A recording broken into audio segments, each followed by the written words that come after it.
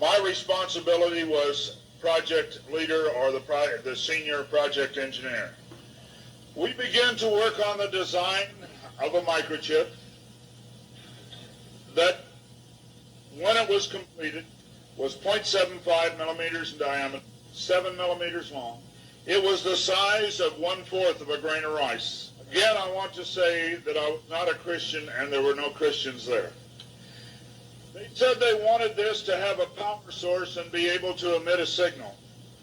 And they told us they wanted us to use lithium as a battery source. Lithium's used in watch batteries, it's used in heart pacemaker batteries, it's used in a lot of places. I designed into this microchip a little charging circuit that would charge that battery.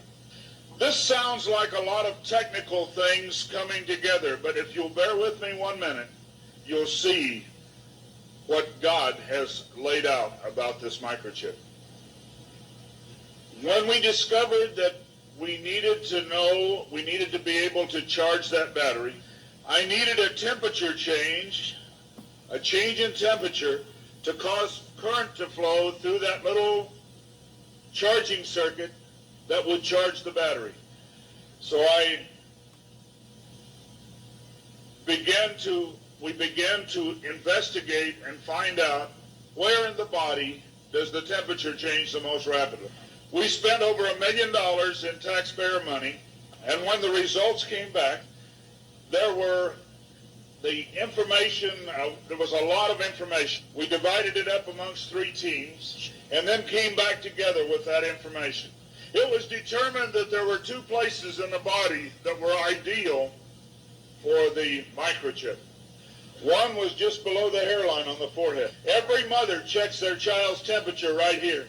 So we could have paid the mothers $1 million and saved I never saw a mother check their child's temperature on their ankle. Always right here. The other place was the hand, the right hand preferred, because most people are right-handed. This didn't bother me, and it didn't bother anybody else on the team. The hand seemed a good place. Nobody wanted it here. And so the design work, everything was completed. The microchip was done. You're seeing it now on some of the Discovery Channel presentations. There are people who have received it already. It is real. It's not something that's coming way down the road. They gave me a Bible.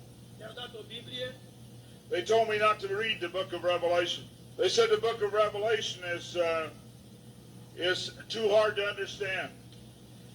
So I waited, and I didn't read the book of Revelation for quite some time. Then one day I came to Revelation 13, verse 16.